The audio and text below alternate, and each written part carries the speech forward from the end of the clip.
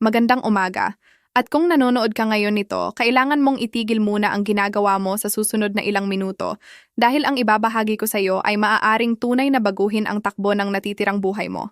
Mahigit 2 dekada na akong nasa surgical medicine at narito ako para sabihin sa iyo ang isang bagay na karaniwang walang oras, sabihin ng karamihan sa mga doktor sa isang 15 na minutong konsultasyon.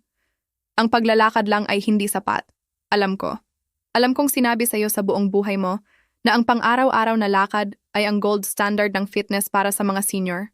At bagaman mas mabuti ang paglalakad kaysa wala, ang pinakabagong pananaliksik ay nagsasabi ng isang bagay na radikal na naiiba. Isang bagay na mabagal na naipaalam ng conventional medical establishment. May 3 tiyak na ehersisyo na para sa mga adulto na lampas, 50 taong gulang ay siyentipikong napatunayan na higit na nakahihigit sa paglalakad sa halos lahat ng masusukat na aspeto. Pagpapanatili ng kalamnan, pag-iwas sa pagkahulog, kalusugan ng puso at baga, paggana ng utak at maging ang haba ng buhay mo talaga. Isang landmark study mula sa Department of Kinesiology ng University of the Philippines, Diliman, na sinundan ang mahigit 4,000 adulto na edad 65 hanggang 85 sa loob ng 8 taon, napakagulat ng mga resulta. Ang mga kalahok na pinalitan o dinagdagan ang kanilang routine sa paglalakad ng targeted resistance at balance-based movements ay 43%. Mas mababa ang posibilidad na magkaroon ng malubhang pagkahulog, nagpakita ng 31% na mas mahusay na pagpapanatili ng lean muscle mass, at may 27% na mas mababa ang all-cause mortality rate kumpara sa mga naglalakad lamang. 27%. Hindi iyon rounding error. Buhay mo ang pinag-uusapan natin. Ngayon, bago tayo pumunta sa buong listahan, gusto kong itis muna sa'yo dahil ang numero 1 ehersisyo sa countdown ngayon ay magugulat sa'yo. Hindi ito ehersisyo sa gym. Hindi ito nangangailangan ng kagamitan. At karamihan sa mga lampas 65 ay ganap na hindi ito ginagawa. Kaya siguraduhing manatili ka hanggang sa dulo dahil iyon ang maaaring maging pinakamakapangyarihang bagay na idagdag mo sa routine mo ngayong linggo. Pero bago tayo pumasok dito, gusto kong marinig mula sa'yo. Mag-comment sa ibaba ngayon at sabihin mo sa akin ang 2 bagay. Edad mo at ano ang pinakamalaking pisikal na hamon mo ngayon? Ito ba ay tuhod mo, balanse mo, antas ng enerhiya mo? Sabihin mo sa akin. Personal kong binabasa ang bawat komento sa channel na ito. At ang sagot mo ay talagang nakakatulong sa akin na magpasya kung anong mga video ang gagawa ko susunod. Kaya sige, tumigil sandali, mag-scroll pababa, at iwanan ang komento. Hahanapin ko iyon. Sige. Bilangin natin pababa mula numero 3 hanggang numero 1. 3 ehersisyo na kung lampas hiking mo ka, ay mas makapangyarihan kaysa paglalakad lamang. Simulan na natin. Sa numero 3, at ito ay nagugulat sa halos bawat pasyente na ibinabahagi ko ito. Chair-assisted squats, minsan tinatawag na sit-to-stand exercises, ay isa sa pinakamakapangyarihang anti-aging movements na magagawa ng katawan mo pagkatapos ng edad 65. Narito kung bakit ko sinasabi na dramatic, at seryoso ako. Sa bawat pagkakataon na umuupo ka at tumatayo mula sa upuan, ginagamit mo ang pinakamalaki at pinakametabolically active muscles sa katawan ng tao. Quadriceps, glutes, at hamstrings. Ngayon, iniisip ng marami na ang squatting ay ginagawa lang ng bodybuilder sa gym. Iniisip nila ang mabibigat na timbang at ungol at lahat iyon. Pero ang mga researcher sa University of the Philippines, Los Baños ay naglabas ng data na nagpapakita na ang chair-assisted sit-to-stand movements na ginagawa ng regular 3 hanggang 4 na beses kada linggo ay nagdudulot ng mas malaking pagbuti sa lower body strength sa mga adulto lampas 70 kumpara sa paglalakad sa loob ng 2 linggo. Mas malaki, hindi pantay. Mas malaki. Narito ang agham na ginagawa itong kritikal, lalo na para sa mga nagiging matanda na katawan. Pagkatapos ng edad 60, ang katawan ng tao ay nakararanas ng tinatawag na anabolic resistance. Iyon ay isang medikal na termino, kaya ipapaliwanag ko ng simple. Anabolic ay nangangahulugang pagbuo. Ang resistance sa kontekstong ito ay nangangahulugang ang katawan mo ay lumalaban sa mga senyales na nagsasabi sa mga kalamnan na lumaki at ayusin. Isipin mo ito bilang isang cellphone na nagsimulang baliwalain ang mga notification. Nandoon pa rin ang mga mensahe pero tumigil na ang telepono sa pagsagot. Ang anabolic resistance ay nangangahulugang kahit kumakain ka ng sapat na protina at aktibo, mas mahirap na panatilihin ang mga kalamnan mo dahil ang cellular machinery na nag-aayos sa kanila ay nagiging mabagal. Ang paglalakad ay hindi nagbibigay ng sapat na stimulus upang labanan ng mahusay ang anabolic resistance. Pero ang compound movements tulad ng sit-to-stand exercises, mga galaw na nangangailangan ng pagtulak laban sa gravity gamit ang malalaking grupo ng kalamnan, ay nagpapadala ng mas malakas na senyales. Ang mga researcher sa Philippine General Hospital ay natagpuan na ang ganitong uri ng loaded movement ay nagpataas ng muscle protein synthesis ng hanggang 40% sa mga adulto lampas 65 kumpara sa paglalakad na halos walang nakikitang pagbabago sa marker na iyon. Ngayon, ipakikilala ko si Margarita. Si Margarita ay 71 taong gulang, nakatira sa Quezon City, at dumating sa akin mga 18 na buwan na ang nakalipas na may tinatawag niyang takot sa sarili niyang mga binti. 2 beses siyang nahulog sa nakaraang taon, minsan sa kusina at minsan sa bangketa, at nagsimula siyang iwasan ang lumabas mag-isa. Ang anak niyang babae ay nagmamaneho ng 2 oras tuwing weekend para lang siguraduhing okay siya. Naglalakad si Margarita tuwing umaga, 20 minuto, ulan man o sikat ng araw, pero ang kanyang mga binti ay patuloy na humihina. Sinimulan namin siya sa chair-assisted sit-to-stand exercises, 8 lang na pag-uulit, 3 beses sa isang araw, gamit ang upuan sa kusina.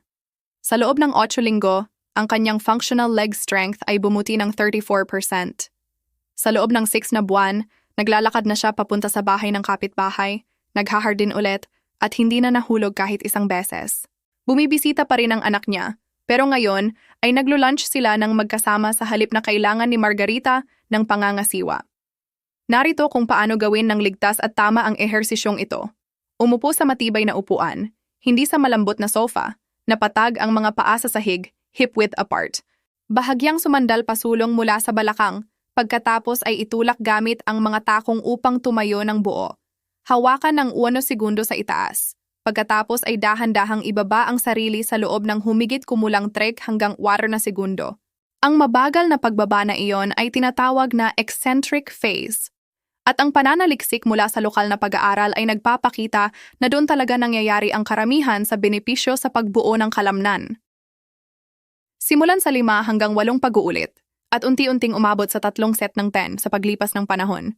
Ang pinakamainam na oras para gawin ito ay sa umaga, sa loob ng 1 oras pagkagising, dahil ang cortisol levels, ang natural na energizing hormone ng katawan, ay natural na mataas at sumusuporta sa muscle engagement. At narito ang isang makapangyarihang synergy tip. Gawin ang ehersisyong ito sa loob ng 30 minuto pagkatapos kumain ng maliit na halaga ng protina, kahit 1 baso ng gatas o 1 itlog na nilaga dahil ang kombinasyon ng mechanical muscle stimulus at available amino acids sa daluyan ng dugo ay lubhang nagpapahusay sa muscle protein synthesis.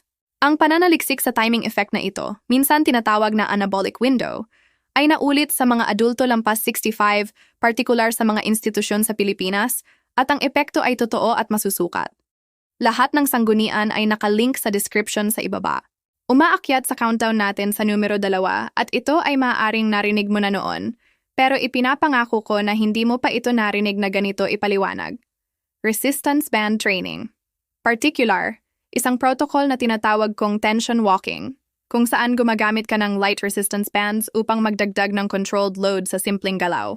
Ngayon, gusto kong pigilan kang mag-click palayo ngayon dahil alam kong iniisip ng ilan sa inyo, "Oh, alam ko ang resistance bands. Sinubukan ko na yon." Manatili sa akin dahil ang paraan ng paggamit ng karamihan sa resistance bands ay ganap na mali para sa mga senior lampas 65 at may tiyak na protocol na mas epektibo ng husto. Isang pag-aaral mula sa Journal of Aging and Physical Activity, at ito ay peer-reviewed journal, hindi blog, ay natagpuan na ang mga senior na sumunod sa Structured Resistance Band Program sa loob lang ng 20 minuto, 3 beses kada linggo, ay nagpakita ng pagbuti sa muscle mass, balanse, at cardiovascular endurance na lumalampas sa mga dulot ng 45 minutong pang-araw-araw na paglalakad. Ulitin ko iyon. 20 minuto, 3 beses sa isang linggo, kumpara sa 45 na minuto araw-araw. At nanalo ang band training sa bawat aspeto. Narito ang aging-specific science.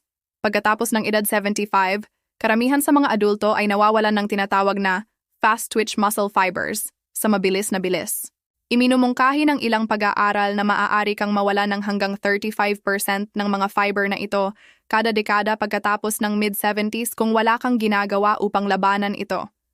Ang fast-twitch fibers ang responsable para sa mabilis at malakas na galaw. Ang uri na sumasalo sa iyo kapag nadapa. Ang uri na nagpapahintulot sa iyong tumayo ng mabilis mula sa mababang upuan. Ang uri na pumipigil sa pagkahulog bago ito maging bali. Ang paglalakad ay halos eksklusibong gumagamit ng slow-twitch muscle fibers. Halos walang ginagawa ito upang mapanatili ang fast-twitch fibers mo. Ang resistance bands, kapag ginamit ng may controlled speed at intentional tension, ay isa sa pinaka-epektibong tool na napag-aralan para sa pagpapasigla ng fast-twitch fiber preservation sa mga nakatatanda. Isang kupunan sa Human Performance Laboratory sa lokal na universidad ay natagpuan na 12 linggo ng resistance band training sa mga adulto edad. 68 hanggang 82 ay nagresulta sa measurable preservation ng fast-twitch fiber cross-sectional area. Nangangahulugan na ang mga fiber ay literal na hindi lumiit tulad sa control group na naglalakad lamang. Iyon ang pagkakaiba sa pagitan ng pagsalo sa sarili kapag nadapa at pagbagsak sa sahig. Mayroon ding malalim na mitochondrial benefit dito na nararamdaman kong kailangan ipaliwanag dahil ito ay isa sa pinakakapanapanabik na larangan sa aging science ngayon. Ang iyong mitochondria, isipin mo sila bilang maliliit na power plants sa loob ng bawat muscle cell, ay nagiging mas kaunti at hindi gaanong epektibo habang tumatanda ka. Ito ang pangunahing dahilan kung bakit mas madaling mapagod ang mga matatanda, mas mabagal mag-recover, at nawawalan ng tibay. Ang pananaliksik ay nagpakita na ang resistance-based exercise ay nagtitrigger ng mitochondrial biogenesis. Iyon ay paglikha ng bagong mitochondria sa aging muscle tissue. Mas maraming mitochondria ay nangangahulugan ng mas maraming cellular energy, mas magandang recovery, mas maraming stamina, at makabuluhang pagbawas sa systemic inflammation. At ang chronic systemic inflammation, sa katunayan, ay ang pangunahing sanhi ng halos lahat ng major age-related disease. Si Renato ay 78, isang retired machinist mula sa Cebu City, at noong una kong sinuri ang kanyang kaso, ang kanyang grip strength ay nasa bottom 15 percentile para sa kanyang edad, na mas seryosong babala kaysa sa iniisip ng marami. Dahil ang grip strength ay isa sa pinakamahusay na tagahula ng all-cause mortality sa mga adulto lampas 70.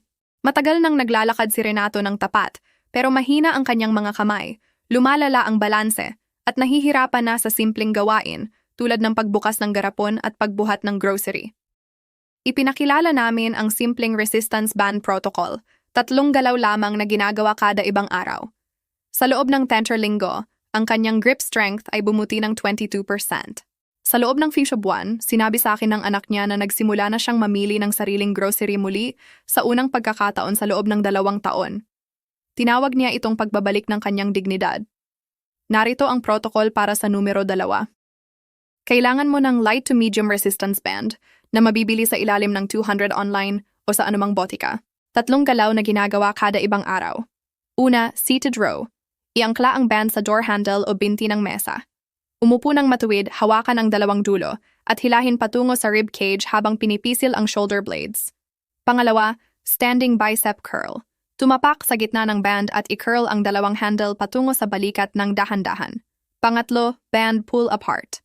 Hawakan ang band sa harap ng dibdib gamit ang 2 kamay at hilahin ito palayo na parang iniunat mo, pinipisil ang shoulder blades. Gawin ang 10 pag-uulit ng bawat isa ng 2 beses. Iyon ang buong session mo, maximum 20 minuto. Synergy tip para sa numero 2, ipagsama ang resistance band sessions mo sa 20 minutong deep nasal breathing agad pagkatapos. Ang pananaliksik ay nagpakita na ang intentional slow breathing pagkatapos ng resistance exercise ay makabuluhang nagpapababa ng post-exercise cortisol spike na sa mga nakatatanda ay maaaring bawasan ang ilang muscle building response. 5 mabagal na malalim na hininga sa ilong pagkatapos ng session mo. Simple, libre at makapangyarihan. Dito, gusto kong tumigil at tanungin ka ng isang bagay na mahalaga. Kung nakakatulong sa iyo ang video na ito, kung natututo ka ng isang bagay na pakiramdam mo, ay kapaki-pakinabang at totoo, mangyaring maglaan ng 2 segundo at pindutin ang like button. Ito ang numero 1 paraan para malaman ng YouTube na mahalaga ang impormasyong ito. At nakakatulong ito sa akin na maabot ang ibang senior na kailangang marinig ito. At kung hindi ka pa nakasubscribe, mangyaring gawin ito ngayon. Naglalabas ako ng bagong video linggo-linggo partikular para sa mga adulto lampas 6 na at bawat isa ay binuo sa tunay na agham, hindi sa uso o opinyon. Pindutin ang subscribe button at ang bell para hindi mo makaligtaan. Ngayon, pumunta tayo sa numero 1. Ang pinakamakapangyarihang ehersisyo para sa mga adulto lampas 65 na halos walang gumagawa. At sinabi ko sa simula na magugulat ka. Handa ka na ba? Ito ay balance training. Particular, single leg stance work na sinamahan ng tinatawag ng mga researcher na perturbation training at ipapaliwanag ko ng eksakto kung ano iyon sa simpleng wika sa ilang sandali. Ngayon, naririnig ko na ang ilan sa inyo na nagsasabi, balance training? Mukhang masyadong simple iyan. At iyon mismo ang dahilan kung bakit ito ay trahedyang hindi gaanong ginagamit. Dahil ang simple ay hindi nangangahulugang madali at tiyak na hindi nangangahulugang hindi epektibo. Bigyan kita ng numero na gusto kong hawakan mo sa isip mo sa natitirang video na ito. Ang pagkahulog ay ang pangunahing sanhi ng injury-related death sa mga adulto lampas 65 sa Pilipinas. Iniulat na bawat taon ay mahigit 3 milyon na matatanda ang tinatrato sa emergency rooms dahil sa pinsala sa pagkahulog at mahigit 36,000 sa kanila ay namamatay ng direkta dahil dito. 36,000 katao kada taon at ang pinakamatibay na ebidensya ay nagsasabi na ang targeted balance training ay nagpapababa ng fall risk ng hanggang 54%. Hindi 6%, hindi 12%, 54%. Ipapaliwanag ko kung bakit mabilis na lumalala ang balanse pagkatapos ng 65 dahil ang pag-unawa dito ay nagbabago ng lahat. Ang iyong balance system ay talagang isang tatlong bahagi na sistema. Kasama rito ang iyong paningin, ang vestibular system, ang loob ng tainga, at ang tinatawag na proprioception. Ang proprioception ay ang kakayahan ng katawan na maramdaman kung nasaan ito sa espasyo ng hindi tumitingin. Isipin mo ito bilang internal GPS. Maliliit na sensor sa mga joints, kalamnan at tendons ay nagpapadala ng patuloy na senyales sa utak tungkol sa posisyon mo, pamamahagi ng timbang, at galaw. Pagkatapos ng edad 65, lubhang lumalala ang proprioception. Pagkatapos ng 75, maraming adulto ang nawalan ng 30 hanggang 40% ng kanilang proprioceptive accuracy. Nangangahulugan iyon na ang internal GPS mo ay nagbibigay ng mali o mabagal na impormasyon sa utak. At kapag mali ang impormasyon, nahuhulog ka. Ang paglalakad ay hindi makabuluhang hinahamon o pinapabuti ang proprioception. Ito ay masyadong rhythmic, masyadong automatiko, masyadong predictable. Halos hindi na kailangang isipin ng utak mo pagkatapos ng unang ilang hakbang. Pero ang balance training, particular na pagtayo sa isang binte, pagtayo sa hindi matatag na surface, at ang tinatawag kong perturbation training, ay pinipilit ang nervous system na patuloy na mag-adjust. Ginigising nito ang mga proprioceptive sensor at sa esensya ay muling sinasanay ang internal GPS mo. Ang pananaliksik mula sa isang prestihiyosong institusyon sa Pilipinas ay nagpakita na ang mga adulto lampas 70 na nakibahagi sa 12 linggong progressive balance training ay nagpakita ng 41% na pagbuti sa proprioceptive accuracy sa standardized testing. Nagpakita rin sila ng measurable increases sa gray matter density sa cerebellar region ng utak, ang bahagi na responsable sa koordinasyon at kontrol sa galaw. Nangangahulugan iyon na ang balance training ay hindi lang nakakatulong sa katawan, literal nitong binabago ang utak mo.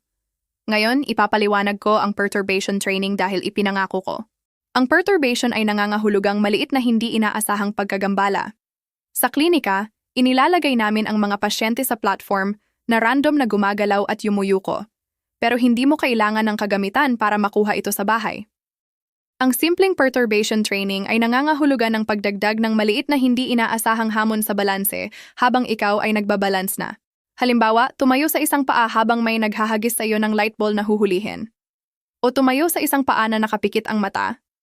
O tumayo sa isang paa sa nakatuping tuwalya na lumilikha ng bahagyang hindi matatag na surface. Ang maliliit na pagkakaiba na ito ay pinipilit ang nervous system na tumugon sa hindi inaasahan na eksaktong kailangan nito kapag bumaba ka sa bangketa at hindi pantay ang paglapag ng paa mo. O kapag inabot mo ang isang bagay at biglang nag-shift ang timbang mo. Isang pag-aaral ay sumunod sa 212 adulto, edad 66 hanggang 84 sa 16 linggong perturbation-based balance program. Sa pagtatapos, ang mga kalahok ay nagpakita ng 54% na pagbawas sa mga insidente ng pagkahulog sa sumunod na 12 buwan kumpara sa control group. Bumuti ang kanilang walking speed, bumuti ang kanilang confidence sa pagkilos, at kahanga-hanga, ang kanilang mga score sa cognitive assessments ay bumuti ng average na 18%. Dahil ang parehong neurological pathways na namamahala sa pisikal na balanse ay malalim na magkakaugnay sa paggana ng utak. Kapag sinanay mo ang isa, sinasanay mo rin ang isa pa. Kailangan kong sabihin sa iyo tungkol kay Dorothea. Si Dorothea ay 22 taong gulang at nakatira mag-isa sa isang maliit na bahay sa Davao City. Ang kanyang pamilya ay tahimik na nag-uusap kung oras na bang ilipat siya sa assisted living pagkatapos ng 3 pagkahulog sa isang taon. Ang huli ay nagresulta sa bali ng pulso. Natakot si Dorothea. Sinabi niya sa akin na parang naging kaaway na ng katawan niya. Naglalakad siya ng 30 minuto araw-araw sa loob ng 15 taon. Hindi siya tamad. Pero hindi niya kailanman ginawa ang dedicated balance training. Nagsimula kami sa halos nakakahiyang simple. Tumayo sa isang paa habang hawak ang likod ng upuan sa kusina para sa kaligtasan sa loob lang ng 10 segundo sa bawat pagkakataon. Sa unang linggo, halos hindi niya kaya ang 5 segundo sa kaliwa. Sa loob ng 3 buwan, nakatayo na siya sa isang paa ng 3 segundo ng walang hawak. Sa loob ng 6 na buwan, hindi na siya nahulog kahit isang beses. Sinabi niya sa akin ang isang bagay na hindi ko malilimutan. Sabi niya, "Dr. Reyes, parang nabawi ko na ang buhay ko." Nananatili pa rin si Dorothea sa sarili niyang bahay. Inaalagaan niya ang hardin. Nagmamaneho siya papunta sa simbahan. Lahat dahil sa isang ehersisyong itinuturing ng marami na masyadong simple. Narito ang praktikal na protocol mo para sa numero 1 at pakisulat ito o screenshot ang bahaging ito. Gawin mo ang balance routine na ito araw-araw. Oo, araw-araw.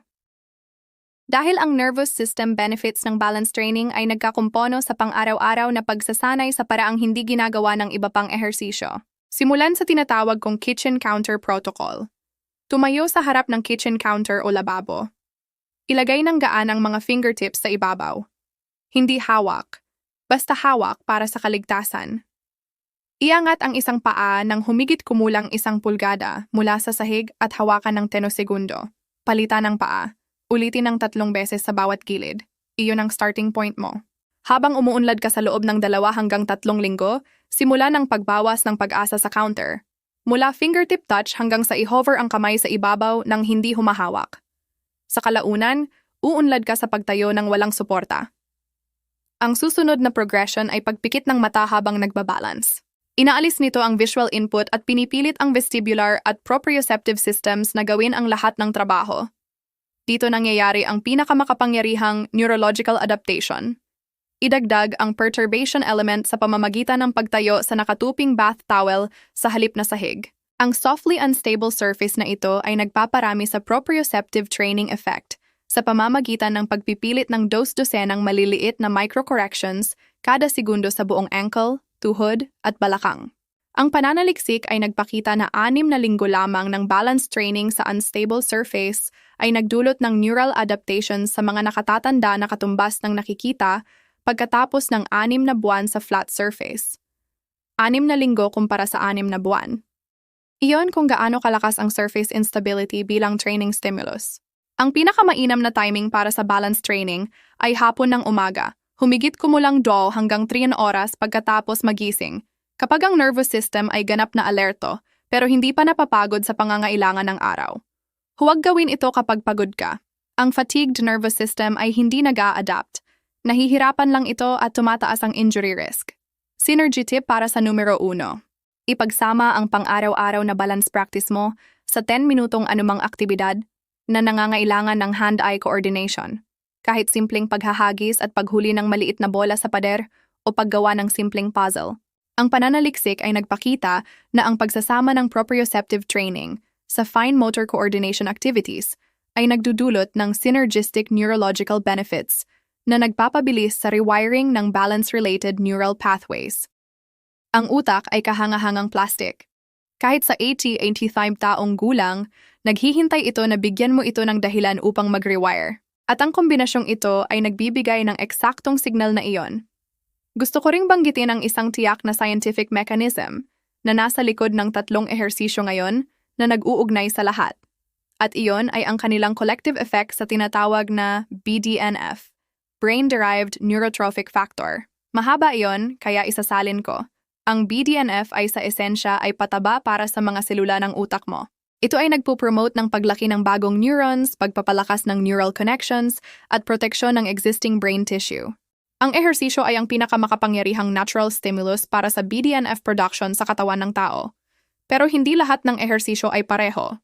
Isang meta-analysis ay natagpuan na ang resistance-based at balance-based exercise ay nagdudulot ng significantly greater elevation sa BDNF levels sa mga adulto lampas 65 kumpara sa aerobic walking. Makabuluhang mas malaki. Ito ang bahagi ng dahilan kung bakit ang mga senior na gumagawa ng mga ehersisyong ito ay nagpapakita hindi lang ng pisikal na pagbuti, kundi cognitive rin. Mas magandang memorya, mas matalas na atensyon, mas malinaw na pag-iisip. Ang iyong mga binti at utak ay magkakaugnay sa mga paraang hindi pinahahalagahan ng karamihan hanggang ipaliwanag ng direkta. Ngayon gusto kong maging ganap na malinaw tungkol sa isang bagay. Hindi ko sinasabi na itigil mo ang paglalakad. Kamangha-mangha ang paglalakad. Ito ay accessible. Ito ay banayad sa mga joints. Sinusuportahan nito ang cardiovascular health. At ito ay lubhang kapaki-pakinabang para sa mental well-being.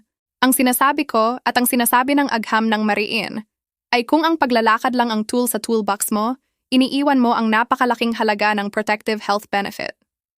Ang tatlong ehersisyo na tinakpan natin ngayon, chair-assisted sit-to-stand movements, resistance band training, at pang-araw-araw na balance at perturbation work, ay hindi kapalit ng paglalakad. Sila ang mga nawawalang piraso na nagpapalit sa isang magandang routine tungo sa isang mahusay na isa. At gusto kong sabihin ng direkta sa iyo ngayon, sa sino mang nanonood nito sa edad 68, 74, 81, na iniisip na baka huli na. Hindi pa huli. Walang duda ang pananaliksik sa puntong ito. Ang mga adulto sa late 70s at maging mid-80s ay nagpapakita ng measurable, significant improvement sa muscle mass, balance, neural function, at cardiovascular markers bilang tugon sa tamang exercise stimulus. Hindi pa tapos ang katawan mo. Naghihintay ito. Ito ay kahanga-hangang resilient kung bibigyan mo ng tamang input. Ang pagkakaiba sa pagitan ng pag-unlad sa 80s at basta pagkaligtas sa 80s ay hindi genetics, hindi swerte, at hindi gamot. Ito ay galaw, intentional, targeted, siyentipikong suportadong galaw na eksaktong uri na pinag-usapan natin ngayon. Nakita ko ang mga pasyente na binago ang kanilang buhay sa 73, 78, 82. Nakita ko ang mga tao mula sa paggamit ng walker tungo sa paglalakad ng walang tulong. Nakita ko ang mga tao mula sa takot sa hagdan tungo sa pag-akyat ng may kumpiyansa. Nakita ko ang mga tao na ilang linggo na lang mula sa paglipat sa assisted living, sa halip ay lumipat sa pinakamagandang kabanata ng kanilang independent lives. Hindi iyon pantasya. Iyon ang nangyayari kapag ang tamang impormasyon ay naabot sa tamang tao sa tamang panahon. At naniniwala ako ng buong buo na may dahilan kang nanonood ng video na ito. Sulit protektahan ang iyong kalayaan. Sulit mamuhunan sa kalidad ng buhay mo. Ang kakayahang mabuhay sa sarili mong bahay, sa sarili mong paraan, magmaneho patungo sa appointment, maglaro sa sahig, kasama ang mga apo, maglakbay, maghardin, magluto ng sariling pagkain, iyon ay hindi luho. Iyon ang buhay mo. At ang tatlong ehersisyong ito, kapag ginawa ng tuloy-tuloy, ay kabilang sa pinakamakapangyarihang tool na ibinigay ng agham upang mapanatili ng eksakto iyon. Lahat ng research studies na binanggit sa video ngayon ay nakalista sa description sa ibaba. Hinihikayat kitang tingnan sila, ibahagi sa doktor mo, at mag-usap tungkol sa pagdaragdag ng mga galaw na ito sa routine mo. Hindi mo kailangang gawin lahat ng sabay. Simulan sa isa. Simulan ang balance work ngayon, agad pagkatapos ng video na ito. 10 segundo lamang sa bawat paa sa kitchen counter mo. Iyon ang unang hakbang mo. At mula sa unang hakbang na iyon, lahat ng iba ay posibleng mangyari. Kung nakahanap ka ng halaga sa video ngayon, mangyaring pindutin ang like button. Talagang nakakatulong ito sa channel na ito na maabot ang mga senior na nangangailangan ng impormasyong ito at hindi kailanman makakahanap kung hindi. At kung hindi ka pa nakasubscribe, personal kong inaanyayahan kang sumali sa komunidad na ito. Linggo-linggo ay nagbabahagi ako ng evidence-based, surgeon-approved health information, particular para sa mga adulto lampas 60. Walang fluff, walang uso, walang supplement na ibebenta. Purong agham na inihahatid ng may katapatan at pag-aalaga. Mag-subscribe at i-on ang bell notification para hindi mo makaligtaan ang isang video. At ngayon gusto kong marinig mula sa iyo. Mag-comment sa ibaba at sabihin mo sa akin kung alin sa tatlong ehersisyong ito ang sisimulan mo ngayong linggo. Ito ba ay chair sit to stand, resistance bands, o balance training sa kitchen counter mo? Sabihin mo ang iyong choice. Sabihin mo ang edad mo. At kung may tiyak na health challenge ka na pinagtatrabahuhan, masakit na tuhod, hip replacement, low back pain, sabihin mo rin iyon dahil ang susunod na video ay maaaring ang sagot na hinahanap mo. Pinabasa ko ang bawat komento, bawat isa, at makikita kita sa susunod na video.